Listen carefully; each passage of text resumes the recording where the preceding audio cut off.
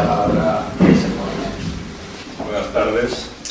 Lo que voy a intentar es poner en contexto el hecho del Museo Pablo Serrano, que conozco con gran detalle, y contar un poco lo que ha sucedido en los últimos 15-20 años en España, dada la colisión o el acuerdo entre los arquitectos estrella, los arquitectos de renombre internacional y presidentes de comunidad autonómica, alcaldes, etc. Durante los últimos 15 años, estos arquitectos estrella han deslumbrado a no pocos presidentes autonómicos y alcaldes como antaño deslumbraron a los pastorcillos las apariciones marianas. Dicho de otro modo, tras la apertura del Museo Guggenheim de Bilbao en el 97, la arquitectura icónica, espectacular, de marca de vida, al genio de los grandes arquitectos internacionales se ha tenido en España por mano de santo. Casi se le atribuían poderes sobrenaturales. Casi se imaginaba que al levantar una obra singular de uno de estos arquitectos, lo que se lograba era curar a una ciudad enferma o avejentada, convertirla en una especie de belleza juvenil, renovar su postal, atraer turistas a Porrillo y de esta manera relanzar la economía local, que en último extremo muchas veces era lo que motivaba estas operaciones y no precisamente el amor al arte. Todos estos liftings urbanos, todas estas operaciones se resumen en una que ha sido conocida como con la fórmula de poner a la ciudad de turno en el mapa. Lo cual puede parecer una tontería y probablemente lo es, porque hasta donde yo sé, todas las ciudades ya están en el mapa, ¿no? Otra cosa es que lo de poner una ciudad en el mapa quiere decir algo más que eso, quiere decir apostar por el relanzamiento de la ciudad de turno en la esfera global. En una esfera global en la que las guerras todavía se dan entre países, pero en mayor medida, y sobre todo si hablamos en términos económicos, se dan entre las ciudades. Entre ciudades en las que en esta época de museos poblados, superpoblados o poco poblados, de vuelos aéreos de bajo coste, de fines de semana más allá de las fronteras nacionales, pues son ciudades que compiten por ver quién se queda el turismo. Y a esa guerra entre ciudades parecía necesario, o ha parecido necesario en los últimos años, ir bien pertrechado en términos estrictamente arquitectónicos. Así se ha hecho, y de tal manera que la pujanza o el potencial de pujanza de una ciudad ya no se atribuía, como antes, al conjunto de una sociedad disciplinada, estructurada, emprendedora, sino que por el contrario se confiaba a la magia, al misterio, al poder oculto de una determinada forma arquitectónica, a un milagro arquitectónico, por tanto. Me pareció que este era un fenómeno digno de estudio y lo estudié y lo estudié en un libro que se llama precisamente Arquitectura Milagrosa, en el que se estudia ciudad, presidente autonómico, residente autonómico, alcalde, qué función tuvieron en estas operaciones. La primera conclusión que se saca es que, al igual que en determinados crímenes, no hay bastante con el autor material, sino que a veces hay un inductor, un autor intelectual, y en cualquier caso se produce el fenómeno eso de los cómplices necesarios para que se produzca el crimen o lo que sea, cualquier tipo de operación, incluso arquitectónica. Pues teníamos por un lado a los arquitectos estrella que primaban la forma sobre cualquier otro concepto, que consideraban la función a menudo como una reliquia del pasado, y por otro lado teníamos los clientes, por lo general políticos, con poca experiencia en el trato como clientes de arquitectos y con ninguna en el trato con los arquitectos estrella, que son de mucho mayor cuidado. Esta operación a dos bandas entre arquitectos estrella y políticos hasta cierto punto en una fase estupenda, por decirlo así, ha dado resultados negativos. No los dio en Bilbao, que fue la ciudad que dio origen a esta epidemia, pero sí los ha dado en el resto, en la inmensa mayoría de otras ciudades españolas que se aventuraron por ese camino. Es curioso porque el éxito de Bilbao se produjo contra todo pronóstico. En los años 80, cuando Bilbao empieza a plantearse la necesidad de reinventarse, Bilbao es una ciudad en crisis estructural tremenda por la obsolescencia de los grandes hornos, por la droga, por el paro, por el fenómeno terrorista, por supuesto, etc. Y en esa situación en la que la ciudad se ve obligada a reinventarse, se produce una carambola en la que intervienen tres jugadores, que son la administración vasca, la Fundación Guggenheim de Nueva York y el arquitecto Frank Gehry. La administración vasca estaba desesperando buscando algo que renovara su ciudad.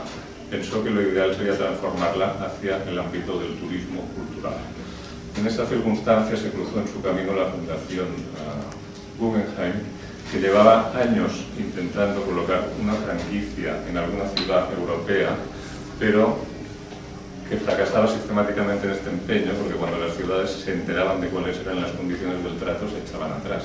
Las condiciones eran: montadas un museo de miedo y nosotros te prestaremos la colección, pero por un tiempo, y luego nos la retiramos otra vez. Y Frank Gehry era un arquitecto que ya era el abanderado de la vanguardia norteamericana arquitectónica, pero que tenía la edad de jubilación, 65 años, y todavía no había dado el gran do de pecho. Pues bien, estos tres púgiles y groguis, evolucionando sobre el ring,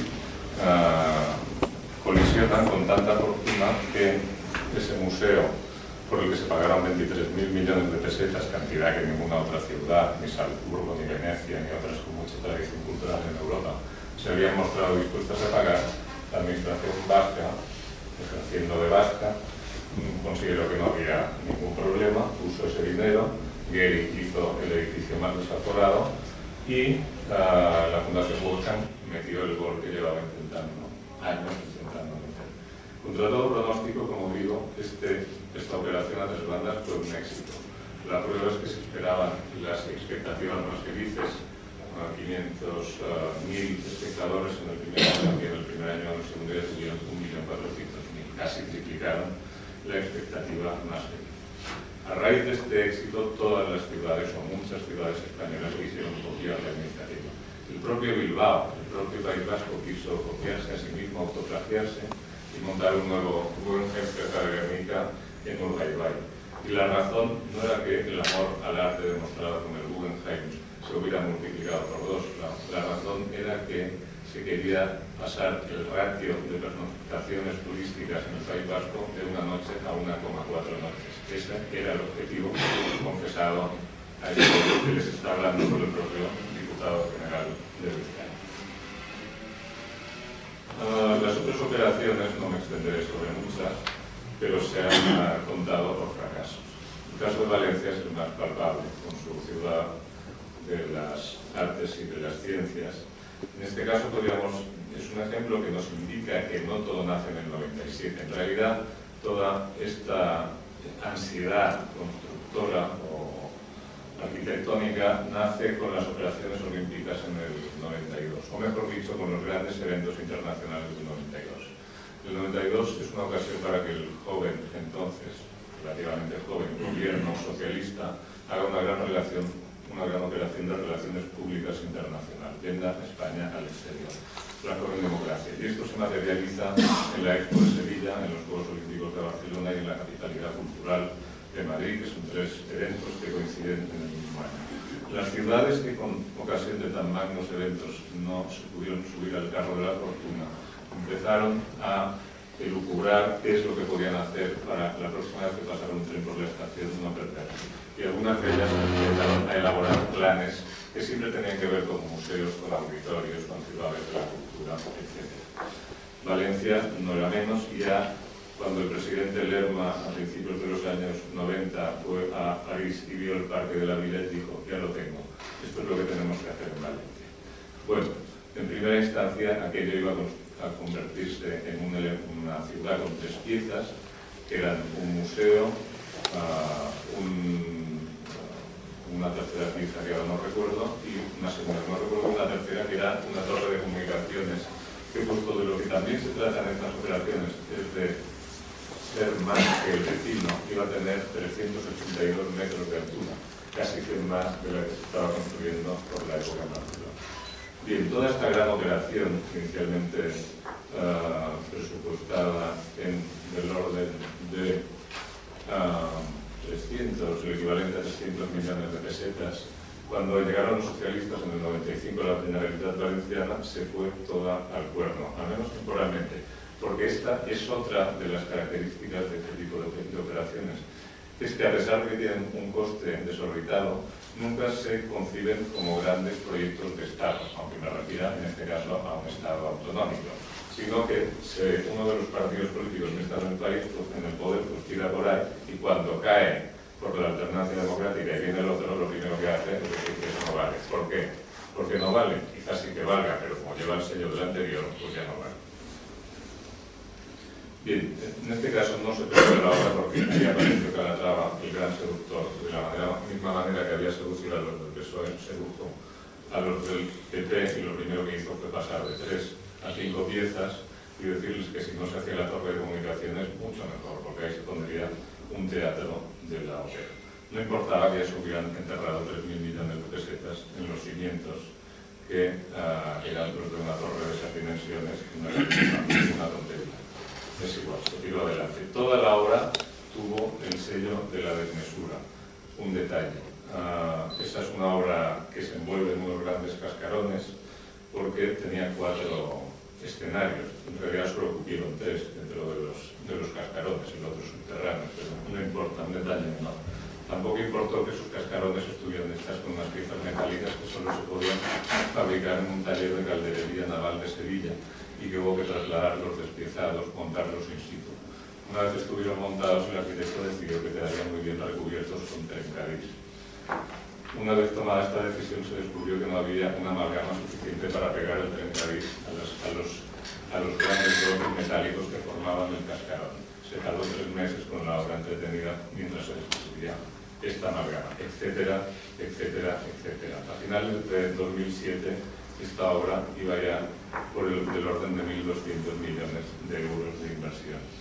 Había llegado a tal punto Calatrava que ya no era el cliente el que le encargaba nuevas piezas para esta ciudad de las artes y las ciencias, sino que era él el que proponía las nuevas piezas a la administración, y la administración genuflexa le decía que sí. El último ejemplo es el del Ágora, que es un edificio con una finalidad incierta, aunque ya ha costado más de 90 millones de euros, y que se dijo en su día que sería un hermoso espacio cubierto para albergar cualquier tipo de eventos. El pistoletazo o la escoleta que permitió empezar a construirlo fue que iba a ser el lugar ideal para hacer la entrega de premios de la Copa América, que creo que se celebró en 2008. Lamentablemente se empezó a construir, pero no se llegó a tiempo para albergar este magno acontecimiento, con lo cual podríamos pensar que ya no tenía ningún sentido ese local. Pero no, se pensó, la obra se atrasa, pero nos inventaremos o contrataremos un torneo de tenis de la ATP para abril del 2009, por tanto haremos una inauguración sonada. Llegó abril del 2009 y la obra no estaba todavía, con lo cual hubo que decir que no importaba porque la haríamos en noviembre. Y en noviembre sí que estuvo terminada la obra, se jugaron los partidos como se pudo, y una vez terminado se cerró de nuevo la obra porque en realidad no estaba terminada. Ahora se abre una vez al año para albergar el torneo de tenis y para algún otro pequeño evento. Es curioso, y me quedaré aquí, aunque podría seguir hablándoles de otras ciudades, que lo que pasó en Valencia, lo que pasó en Santiago de Compostela, lo que pasó en Zaragoza con el pabellón Puente, lo que pasaba en Madrid, lo que ha pasado en Barcelona, lo que ha pasado en tantas ciudades, es curioso que no pasa en otros países. Si ustedes tienen la oportunidad de ver un documental relativo a la construcción de una torre de Calatrava en Malmö, Suecia, que se llama, no sé, construyendo el Turning Torso o algo así, se darán cuenta de unas escenas fantásticas en las que el cliente, que en aquel caso era una cooperativa socialdemócrata de vivienda para más índole, asiste desesperada al hecho de que los pisos, debido a los retrasos en la presentación de los ejecutivos, los incrementos presupuestarios, etc., se da cuenta de que aquellos pisos que van a ser para obreros van a costar un 50 más de lo que estaba previsto que iban a costar, con lo cual ya no eran los obreros, que eran los destinatarios naturales, los que podían acceder a ellos. El presidente de la cooperativa fue destituido y fue procesado. Aquí en Valencia, donde el trípode ladrillo, política, banca ha operado durante estos años a placer, resulta que todo el sistema bancario valenciano se ha ido al traste en el último mes, con la CAM, con el Banco de Valencia, etc. Resulta que el ladrillo está hundido, y ha hundido al país de paso, y que los políticos siguen en el mismo sitio, lo cual es una ecuación muy curiosa. Como digo, esto pasa aquí en España, no pasa en otros países. cuando el proyecto de Calatrava para la zona cero de Nueva York pasó sin salir de su mesa de trabajo, un presupuesto de 2.000 millones de dólares a 3.000 y pico millones de dólares, y el alcalde de Nueva York lo llamó a capítulo. El alcalde de Nueva York, que no casualmente es millonario, él personalmente, lo llamó a capítulo y le dijo que o volvía al precio anterior o que se olvidara inmediatamente. Por lo tanto, en España las cosas han ido de esta manera, en parte porque algunos arquitectos han tenido delirios de grandeza y sobre todo porque las personas que tenían que hacer de clientes y que eran los que manejaban no fondos privados particulares sino fondos públicos, han obrado como nuevos ricos con un desconocimiento total de la labor que tenían que hacer y a las consecuencias me remito. Hasta aquí hemos llegado. Muchas gracias a los cuatro por sus locuciones.